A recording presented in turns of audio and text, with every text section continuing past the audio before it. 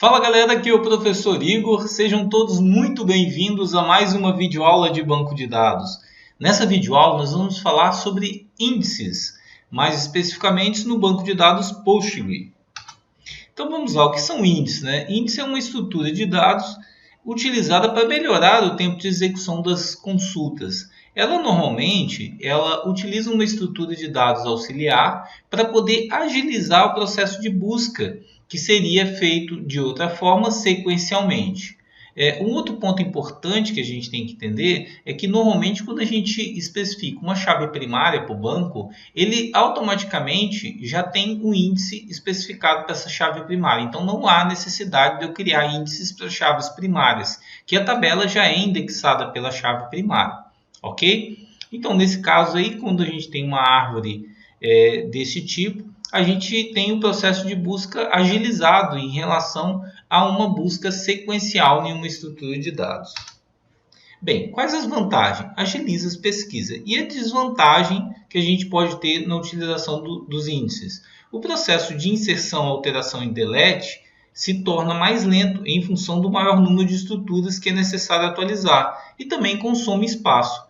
Porque, gente, olha só, se a gente mantém, além da nossa estrutura de dados normal, uma estrutura de dados paralela, para que essa estrutura ela tenha uma ordenação diferente, é lógico que eu vou ter que inserir na estrutura principal e, após inserir na estrutura principal, eu tenho que localizar a posição na estrutura secundária e inserir ela. Então, esse processo de busca da posição é um processo lento e, logicamente, vai ficar mais lento para mim inserir dados nessa estrutura. É lógico que, normalmente, o tempo de inserção em relação ao de busca, normalmente a gente valoriza muito mais o tempo de busca, né, que o tempo de inserção. E o aumento também, dependendo da estrutura, pode não ser tão significativo no tempo de inserção, então vale a pena. Bem, qual é a definição? Nós podemos criar os índices, né, para uma coluna, que aí a gente tem create index, o nome do índice aqui, o nome da tabela e o nome da coluna, né? Ou a gente pode criar um índice para várias colunas, que a gente tem o nome da tabela, o nome do índice, o nome da tabela que a gente vai criar um índice e os nomes das colunas que a gente quer criar esse índice separado por vírgula. Bem, o Postgre ele dispõe de índices do tipo btree, hash, gist, spgist e UGIN. Cada um dos tipos de índice usa um algoritmo diferente, que são utilizados para diferentes tipos de consulta. Então, assim, quando a gente for selecionar o índice, a gente tem que analisar qual é o tipo de dado que a gente tem armazenado.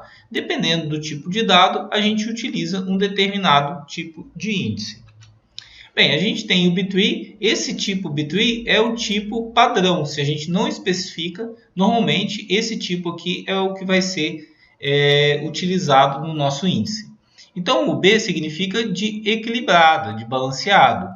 A ideia é que a quantidade de dados em ambos os lados da árvore seja mais ou menos o mesmo. Aí aqui a gente tem o exemplo, create index on o nome do índice, o nome da tabela e o código aluno. Eu não preciso especificar porque, por padrão, é esse cara que vai ser utilizado. O hash, né, esses são úteis apenas para comparações de igualdade e não oferecem transações seguras. Sendo assim, é melhor evitar.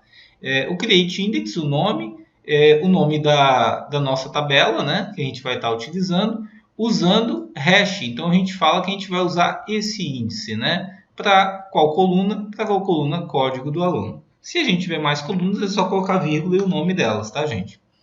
O GIN é um tipo de índice que são úteis para mapear vários valores em uma linha, o que é diferente do índice btree, que são otimizados para quando uma linha possui um único valor de chave e são úteis para detectar matrizes e textos complexos. Então aqui a gente tem create index, o nome do índice, o nome da tabela, usando o GIN, que ele vai especificar o tipo que a gente vai usar do nosso índice, e o nome das colunas que a gente está utilizando.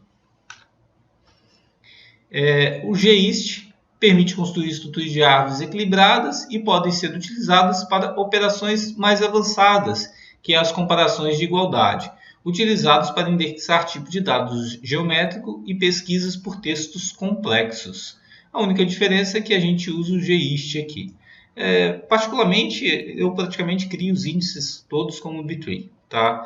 Eu nunca trabalhei com banco geográfico e nem muita parte de busca em textos complexos. Se vocês tiverem necessidade um dia, vocês podem estar utilizando e fazendo os testes de desempenho. Bem, num banco em produção, a gente tem que avaliar a criação dos índices, porque no momento da construção dos índices, a tabela é bloqueada para instruções de inserção até que o índice seja construído. A criação do índice é uma operação em uma tabela relativamente grande. É uma operação lenta, né?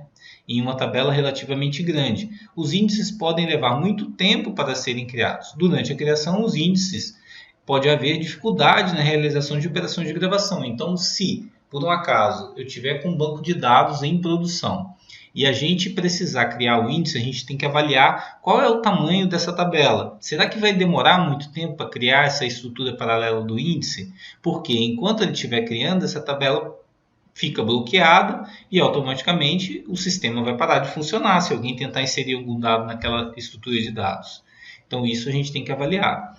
Mas para isso o Postgre ele possui uma opção de criação de índices concorrentes, que são úteis no momento que precisamos criar índice no banco de dados em produção. Então, nesses casos, quando a gente acontecer essa situação, a gente pode fazer um create index com esse atributo aqui, que é o currently. O nome do índice, a tabela, o restante é tudo igual. A grande vantagem é que ele não vai bloquear a sua tabela e os seus usuários vão poder estar utilizando. Normalmente, essa operação usando esse atributo fica um pouco mais lento. Bem, vamos lá na prática agora. Vamos pegar lá o nosso PG admin, né? E a gente vai fazer o seguinte, eu já criei aqui uma tabela com essa estrutura. Eu já inseri esses dados. Eu tenho aqui quase 10 mil registros aqui, tá? E essa tabela não tem nenhum índice criado, né? Lógico, automaticamente já criou o índice pela chave primária. E eu vou fazer uma ordenação por esse nome aqui, tá?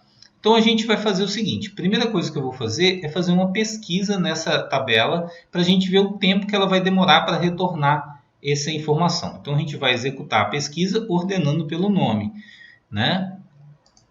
Bem, apesar da quantidade de dados, a gente pode ver que a gente teve aí 739, né, milissegundos de resposta. Apesar do tempo ser relativamente pequeno, dependendo do volume de dados, esse tempo pode ficar muito maior. Mas a gente já dá para ter uma ideia do quão a gente pode melhorar o tempo de resposta criando o índice. A gente vai criar o índice aqui agora pelo nome. Beleza, criei o índice e agora eu vou refazer a mesma pesquisa para a gente ver qual é a diferença de tempo que a gente vai ter na execução, ok? Vamos ver lá no tempo. Olha só, gente. De 739, a gente passou para 209. Se a gente for analisar esse tempo, a gente vai ver que o tempo de resposta baixou em, vamos lá, 739. Não, vamos lá primeiro colocar o valor do tempo que eu tenho aqui, né, que é 209, dividido por 739 milissegundos. A gente vai ter que a gente teve uma redução para 28 e quase 72%, né? Porque, na verdade, o tempo ele ficou somente 28% do tempo original. Então, a gente reduziu praticamente 72% do tempo. Então, a gente mais que dobrou a velocidade da nossa query utilizando o índice.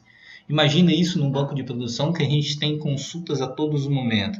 A gente falar que a gente reduz metade do tempo do banco, isso é fantástico, né?